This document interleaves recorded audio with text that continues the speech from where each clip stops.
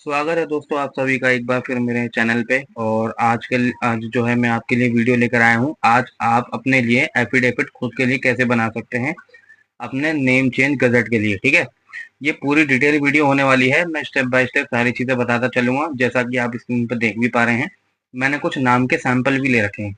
इसमें क्या कैसे होगा वो सब मैं आपको बताने वाला हूँ। ठीक है ना, कौन सी मोहर किसके लिए लगेगी, मजिस्ट्रेट के साइन की जरूरत पड़ेगी या नहीं पड़ेगी, वो सारी चीजें मैं इसमें आपको वीडियो के कवर में बताने वाला हूँ। इस वीडियो में सब कवर है। ठीक है ना, तो इस वीडियो से शुरू करने से पहले मैं आपको छोटी सी अनाउंसमेंट दे दूं कि जो स्क्रीन पे आपको नंबर दिख रहा होगा ना, नीचे कहीं या बीच बीच में कहीं दिख रहा होगा नंबर, मैं अपनी गजट की सर्विस भी देता हूँ। ठीक है, तो काइंडली जो है आप मुझे व्हाट्सएप पर मैसेज कर दीजिए अगर आपको गजट की सर्विस चाहिए तो।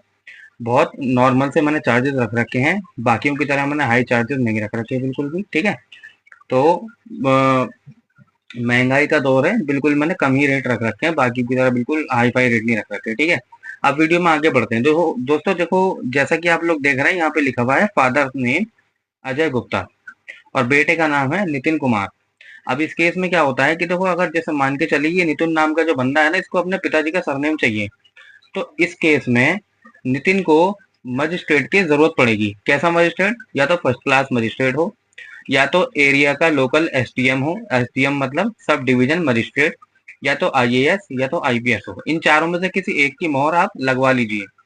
और इस काम में आपको हो सकता है वकील की जरूरत पड़े। ठीक है, ये तो हो गया पहला सीन। इस काम के लिए आपको जो है मजिस्ट्रेट की जरूरत पड़ेगी। सपोज कर लेते हैं कि नितिन नाम के बंदे को जो है ना, यानी अजय गुप्ता के बेटे को नितिन कुमार को, उसका पूरा ही नाम पसंद नहीं है।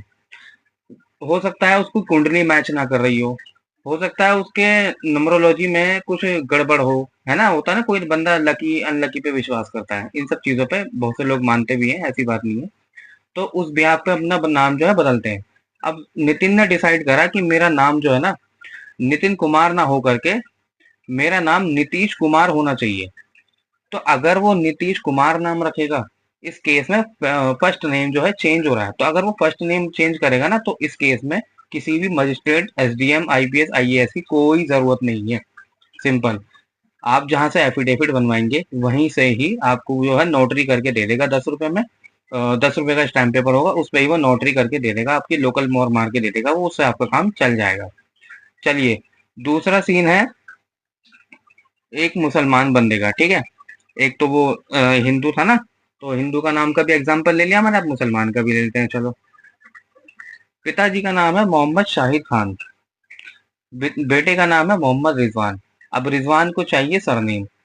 वो अपने पिताजी का सरनेम भी लगा सकता है, और चाहे तो अपनी मर्जी से कुछ भी सरनेम लगा सकता है, सिद्दीकी, खान, अहमद, तो मतलब कुछ भी लगा सकता है, रहमान वगैरह कुछ भी लगा सकता है। तो उस केस में अब देखो, रिजवान के आगे तो कोई सरनेम है नहीं, तो इस केस में आपको जो है फर्स्ट क्लास मजिस्ट्रेट की जरूरत पड़ेगी, यानी उसके साइन की, और वो मोहर भी लगाएगा।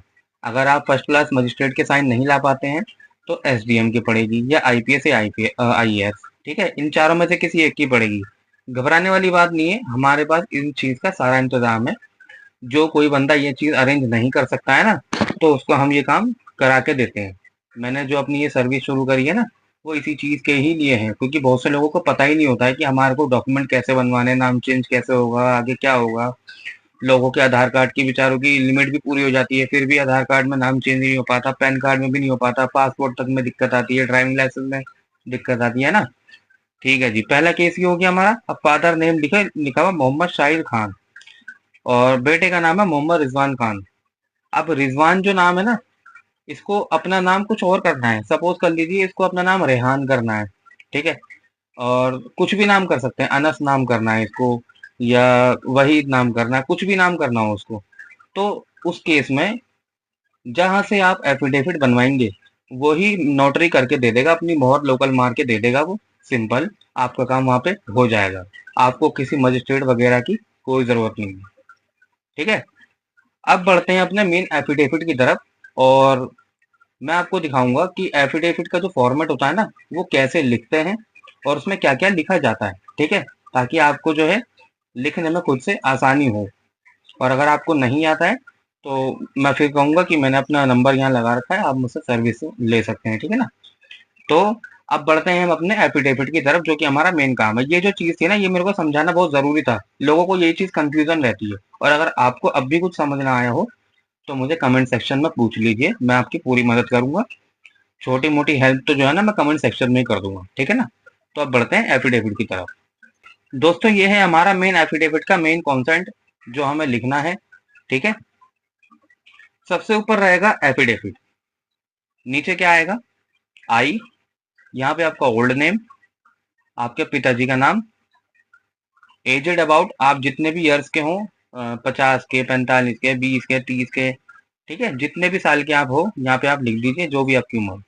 बाय फेथ, रिलीजन आपका पूछेंगे, मतलब डालना है आपको हिंदू या मुस्लिम, जो भी रिलीजन से आप बिलोंग करते हैं वो डाल दीजिए। रिजाइडिंग एट, यहाँ पे आपका कंप्लीट एड्रेस डालना है जो आधार कार्ड पे आपके मेंशन हो, एक भी लफ्ज इधर उधर मत करना, ठीक है? Do hereby solemnly affirm and declare as under point number 1 that the deponent is permanent resident of the above mention address. जो अप्लाई करने वाला बंदा है ना, वो परमानेंट रहता है उस बताए हुए एड्रेस पे, ठीक है? इसका ये मतलब है।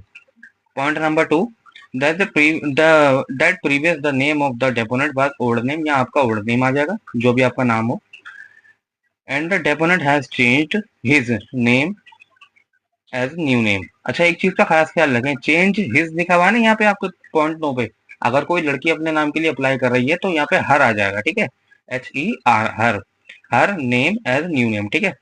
Point number 3 that the deponent who is now known as new name, यहाँ आपका नया नाम आ जाएगा, is the same person known as old name before the change of name. पहले नाम बदलने से पहले वो जो नाम रहता था उसका पुराना नाम यहाँ आ जाएगा। That the point number 4 that the name of the deponent IE, आपका नया नाम आ जाएगा, विल बी यूज, आगे इस्तेमाल किया जाएगा, by the deponent for all purpose, कोई भी पर्पज हो, ठीक है? मैं बताता हूँ क्या क्या है वो।